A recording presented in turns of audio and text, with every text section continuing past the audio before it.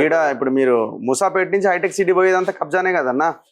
Sauce infra, cyber city, honour, ఇదంతా మీ నియోజకవర్గమే కదా. మీ నియోజకవర్గం ఇదంతా వాసవి. మీరు మొన్నోడు చెప్పాను, సైబర్ సిటీలకేసి 14 ఎకరాల ల్యాండ్ తీసి ఎస్టీపీ కట్టించి ఇప్పటికీ తీసింది నేను. నాకేం సంబంధం? ఇంకా 12 ఎకరాలు కబ్జా, ఇంకా 12 ఎకరాలు గవర్నమెంట్ హ్యాండ్లో కడుతున్నాడు ఇప్పుడు స్టిల్. మరి చేయండి అన్న.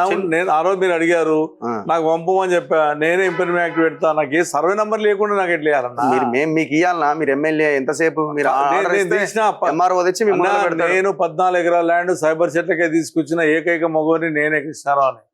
ఈ ఎస్టీపీ కట్టినా, ఈ స్కూళ్ళకి ఇచ్చిన ల్యాండ్ 14 ఎకరాల ల్యాండ్ తీసిన నేను. చివరికి క్వశ్చన్ ఆమె ఏమంటుందంటే, కృష్ణారావు చాలా చిన్న మనిషి, ఆయన పెద్దగా పట్టించుకోవాల్సిన అవసరం లేదు, ఆయన వెనకాల పెద్ద గుంట నక్కున్నది అని.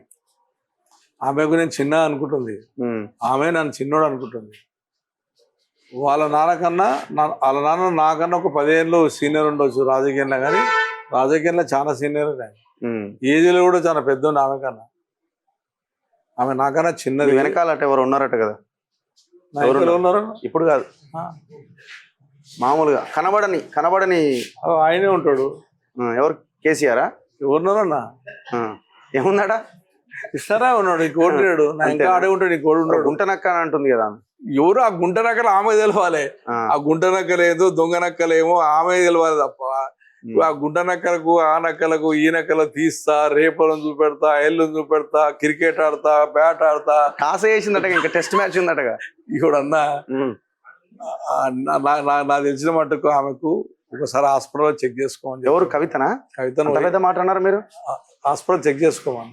ఏ హాస్పిటల్? ఏ హాస్పిటల్ చెక్ చేసుకోమనండి. అంతేగాని ఎవరిని దొరుకుతాడంటే పడడు. నా దగ్గర గుంట నక్కలు ఉంటాయి, పక్కకు నక్కలు ఉంటాయి, నాకేందుకు గుంట నక్కలు? నా రాజకీయ చరిత్ర చాలా పెద్ద చరిత్ర. నేను మీలాగా మీ నాన్న పేరు చెప్పుకొని రాజకీయంలో రాలే. నాకు ఇంకా మా నాన్న, మా తాతలు, మా ముత్తాతలు రాజకీయంలో ఎవరు లేరు. నాతోనే రాజకీయం స్టార్ట్ అయ్యాను. ఇప్పుడు ఈ మొత్తం ఎపిసోడ్ జరుగుతుంది, లాస్ట్ క్వశ్చన్ ఇది. ఎపిసోడ్ జరుగుతుంది కదా, అలా పార్టీ నుంచి మీ పార్టీ వర్కింగ్ ప్రెసిడెంటో లేకపోతే ప్రెసిడెంటో ఇంకెవరన్నా పిలిచి అసలు ఏం జరుగుతుందని ఫోన్ చేసి కనుక్కునే ప్రయత్నం చేసిరా? నేను పంపించిన, మీకు ఏది ఇచ్చిందో అన్ని పార్టీలో పంపిస్తున్నా. మీరు పంపుడు కాదు సార్, మీ పార్టీ వాళ్ళు ఎవరైనా, మీ హైకమాండ్ లీడర్లు మిమ్మల్ని అడిగారా ఏం జరుగుతుంది? నాకు సంబంధం. నేను మన ఉత్తరప్రదేశ్ అతను వచ్చా కదా అన్న, అఖిలేష్ యాదవ్ వచ్చా. నేను రాత్రికి నాకు ఫోన్ వస్తే వెళ్ళా. వాడు కూర్చొని అడుగుతున్నా, ఎక్స్పెక్ట్ చేసిన. వాళ్ళు నన్ను ఏం అడగలేరు, పట్టించుకుంటలేరు. అయితే అడగలేరు, నేను అలాగే చెప్పలేదు. నేనేం చెప్పాలి? ఇప్పుడు నేను తప్పు చేయనప్పుడు తప్పు చేశాను, నాకు చేసి నేను చేస్తే సపోర్ట్ చేయండి అడతాను. నేను తప్పు చేయను, నేనేం భయపడతా? వాళ్ళు జవాబు చెప్పుకోవాలి, వాళ్ళ పార్టీ జవాబు చెప్పుకోవాలని కూడా వాళ్ళు చెప్పాలి. వ్యక్తిగతంగా నన్ను విమర్శించింది కాబట్టి వ్యక్తిగత పార్టీ మీది కదా, పార్టీ గురించి మాట్లాడతలేదు కదా ఆమె, వ్యక్తిగతంగా మాట్లాడుతుంది కాబట్టి. నన్ను ఇప్పుడు కృష్ణారావు అంటే బీఆర్ఎస్ పార్టీ అన్నా, కృష్ణారావు ఆవిడ అన్నది ఏంటి? ఎమ్మెల్యే, బీఆర్ఎస్ పార్టీ ఎమ్మెల్యే అంటలేదు, కృష్ణారావు అంటుంది. కృష్ణారావు కుమారుడు అంటుంది. నా జీవితంలో మా అబ్బాయి ఎప్పుడు బయటికి రాడు, మా తమ్ముళ్ళు బయటికి రాలే. ఈరోజు వారం ఇంతమంది మా తమ్ముళ్ళని గుర్తుపడరు ఎవరు, నా ఫ్యామిలీ ఎవరు గుర్తుపడరు.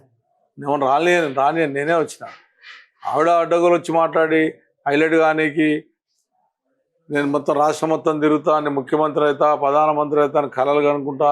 వచ్చినాకనంటే నన్నే చంపేస్తానన్నదా అంటుంది కదా. వచ్చినాక సంగతి చెప్తా అంటుంది కదా, కాళ్ళు ఇరగొడతా అంటుంది. మరి మీదో ఎవరిదో? నాదే అంటుంది కదా. కాళ్ళు ఇరగొడుతూ చూపెడతా, నేను ముఖ్యమంత్రి అయినాక సంగతి. ముఖ్యమంత్రికి ఎంత న్యాయస్థానాలు ఉన్నాయి, నీయసంటి మంచి ఛానల్స్ వాళ్ళు ఉన్నారు, తూలియండి, తింపుమోనండి, వద్దని వాళ్ళు. నేను ఛానళ్ళు కూడా విజ్ఞప్తి చేస్తున్నా. అంటే ఒకటే న్యాయం పడే కన్నా జరుగుతున్న చాలా మంది ఎమ్మెల్యేలు కానీ ఎవరైతే నువ్వు చెప్పిన చూడు, కొంతమంది ఏ పార్టీ వస్తే ఆ పార్టీలో జరుగుతున్నారు, వాళ్ళు ముఖ్యమంత్రి పక్క కూర్చొని సంపాదించుకుంటున్నట్టు చూడు. అలానే పెట్టండి.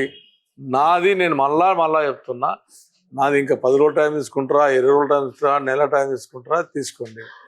ఖచ్చితంగా మేము నాకున్న ఆధారంతో సహా చూపెట్టండి. ఏకండి దయచేసి. ఈసారి ఎవరు వేసినా వాళ్ళని లీగల్ నోటీస్ పంపిస్తాం అందరికి. రైట్, మీకు కూడా వచ్చి ఉంటుంది. కవిత పంపించింది నాకు పంపలే, అందరూ వస్తుందట. మరి మీరు రిప్లై? నేను రిప్లై ఆమెకు లీగల్ నోటీస్ నేను పంపిస్తున్నా, ఆవిడ నాకు పంపించింది కాదు, నేను పంపిస్తున్నా. మీకు పంపినట్టు రాలే, నిన్న చెప్తున్నదిగా. ఏమో నాకు తెలియదు, నాకు రాలేదు. నేనైతే ఆవిడ పంపిస్తున్నా. దేని మీద? నన్ను ల్యాండ్ మీద నువ్వు ల్యాండ్ కబ్జాదారు అన్నదాన్ని పంపిస్తాను. ఏడ పెట్టినా చూపెట్టాలి, వదిలిపెట్టలేదు. ఆమె నన్ను వదిలిపెడుతున్నచ్చు కానీ ఖచ్చితంగా నేను నన్ను నిరూపించినాక వదిలాను. ఇప్పుడు 210/4 సర్వే నెంబర్లు అవన్నీ కూలగొడతారా, కూలగొట్టిపిస్తారా?